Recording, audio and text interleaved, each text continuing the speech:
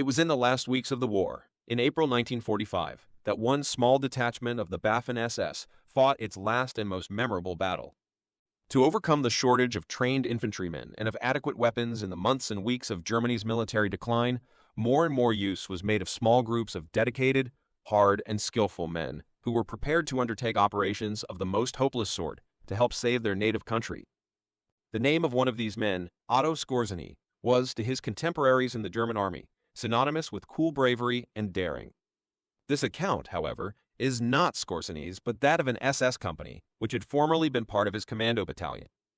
This had been split up to form a closely woven network of small groups charged with the task of blocking the advance by the Red Army, as it made that great thrust towards Berlin which the Stavka intended would end the war in Europe.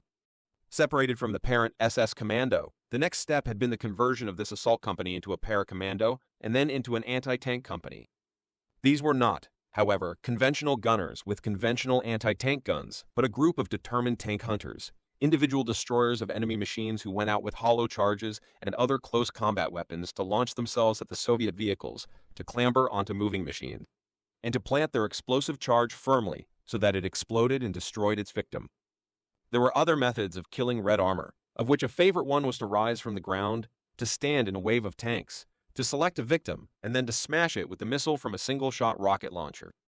The soldiers who, in this particular account, carried out this type of dangerous mission were men of long experience and years of combat on the Eastern Front. They were led by Untersturmführer Porsche. He had risen very quickly through the ranks of the Waffen-SS and became a commander of a company awarded with the Iron Cross First Class. The actions which are here recounted won for him the Knight's Cross of the Iron Cross to add to the other visible emblems of his bravery. On his upper left breast glittered the assault badge in gold, and on his right breast pocket was the German cross in gold. Then there was the golden badge for close combat, a mention in the Army's Book of Honor, and no fewer than 4 tank destruction badges. In the fighting which marked the last days of April 1945 in Brandenburg, the heights of Seelow were lost to the Germans, and the Russian forces, following the classic blitzkrieg tactics, had probed for and found a gap through which their tanks had driven and had bypassed the few remaining pockets of German resistance in and around the town of Seelow. One of those pockets was that which held this German detachment, and soon it had become clear from the volume of Russian fire as well as from its direction that the SS unit was outflanked and in a salient. The Soviet spearheads were now far to the west, and to destroy this remaining opposition in Seelow, part of an armored regiment of IS-2 and T-34 tanks was sent in. A red tank squadron charged with the tanks fanned out, and far beyond the range of the SS detachment's close-quarter weapons opened fire upon them.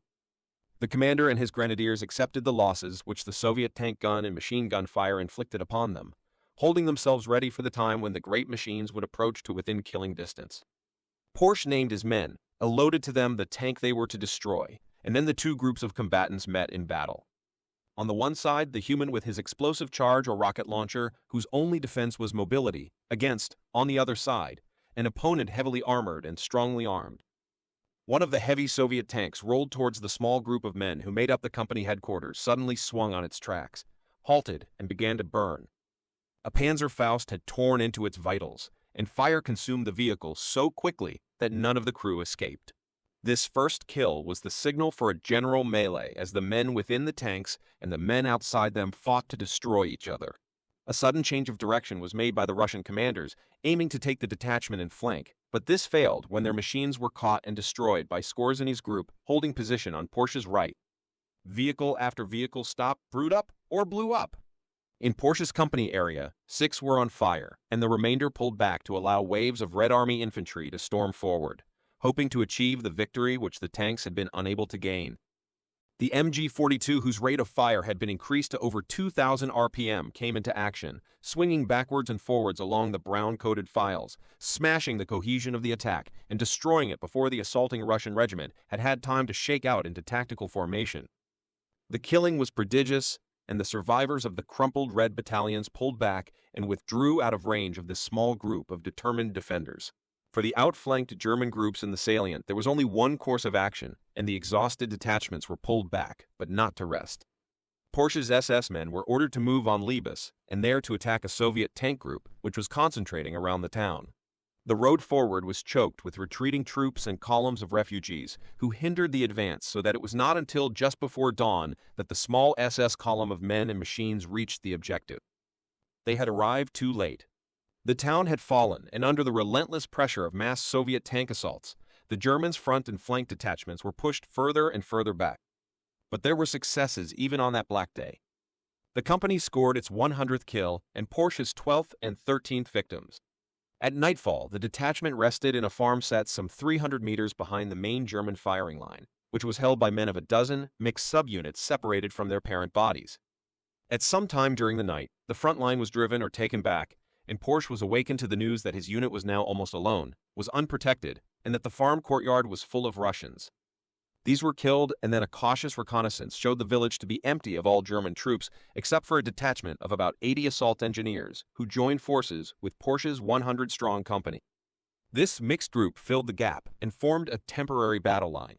Later again, during the night, a group of grenadiers from the Dutch SS division, Netherland, came up as reinforcements, and with this increase in strength, the German commander felt his group strong enough, and they struck forward in a counterattack. The company continued to score victories. The 125th victim was gained, and Porsche destroyed his 17th. Other attacks by the German group pushed back the Russians in the New Zido area, and during one thrust on 20 April, Porsche and his men, mounted on bicycles, smashed through the Soviet line held by a whole battalion, reached and then captured its headquarters staff of 14 officers and some women.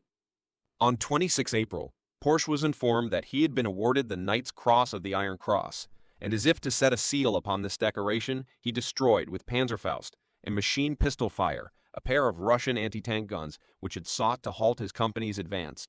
Later during that day, his bicycle-mounted troops, accompanied by a handful of men from the SS division Frundsberg, made a swift assault upon a battery of mortars, whose fire was particularly destructive and wiped out most of the Soviet battery. 8 mortars were captured. The very success of the advance, which the SS group had made, was its downfall, for then it once again formed a small salient which was under constant and heavy bombardment.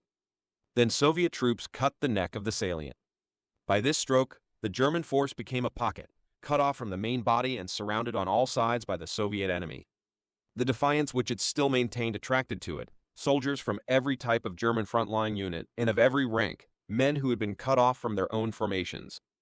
Women and children, old and young, entered into this tiny enclave of German-held territory, enduring the bombardments, the aerial assaults, the privations and shortages, and often sharing with the soldiers the common end of death.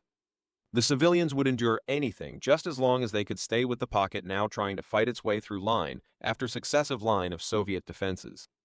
Death and wounds continually reduced the number of fighting men. The dead were hastily buried, and then the pocket rolled on to meet and overcome in fierce firefights some new Russian obstacle between it and the main German line. Pressure built up as the Red Army closed its fist around Porsche's little SS group, reduced now to only 48 men. Between Marxisch Buchholz and Tiepchen, the last act was played out when a Soviet infantry battalion invested the group. In such a hopeless situation, surrender was the only logical military decision, and the officers of army units in Porsche's sector decided to capitulate. The SS commander put the situation very cogently to his men. "We can none of us expect to emerge alive from this situation, and to be taken prisoner is the only way out. If any man wishes to surrender along with the army group, he is free to do so, and I shall not condemn him as a coward." No man of the detachment made a move to join the army soldiers, and the young commander, deeply affected by this display of loyalty, went from man to man shaking each warmly by the hand. The soldiers of the army unit moved off waving their white flags. The civilians had already been dispersed, and now on the stricken field of Tiepchen, only the SS remained. 7 of them fell in the first of a series of attacks, which the Red Battalion then launched. At the end of the second Soviet assault, 18 of the group had been killed. All day the noise of battle echoed across the open fields of Brandenburg, but by last light, the Red infantry and artillery had still not subdued the defiant SS. First light on 28 April opened with a mortar barrage, and at 9 hours the Soviets, considering that the time had come to administer the coup de grace to the Germans, sent in their battalion, only to have it driven back once again. But no success against the Soviet battalion, no Russians drawing back from the fury of German gunfire could disguise the fact that the end was now very near. One SS man, his legs shattered by bomb blast, bade his comrades goodbye and blew his life away with a hand grenade. A mortar bomb destroyed 3 more of the little group, and, in another shell hole, 2 more badly wounded men ended their lives by committing suicide. The Soviet battalion was reorganized and under a mortar barrage came in again to the assault. A quick check among the SS men showed that only 1 round of ammunition remained. Its owner shook hands with the survivors of the little group for the last time, raised a pistol to his temple, and fired. Although there was no more ammunition left, Porsche still chose to attack, and he led his last 11 men into their final assault to meet oncoming Red infantry. The SS men followed Porsche's upraised Volkov staff as they had done for so many years, and then the struggle was hand-to-hand as the last 11 closed with the Russians. Porsche's staff rose and fell as it smashed the heads of his opponents, and he cut a path through the Red Army men. Then he was down. It was all over, but there still remained one last defiant gesture. Porsche and those of his group who still remained alive secured from the Soviet commander permission to bury their dead. In a final act of comradeship, these were laid, in SS fashion, side by side, their faces to the rising sun and with their weapons at their side. To conclude the little ceremony, the final few of DORAI, I sang the SS anthem, and then, turning, they trudged off into the gray anonymity of a prisoner of war camp.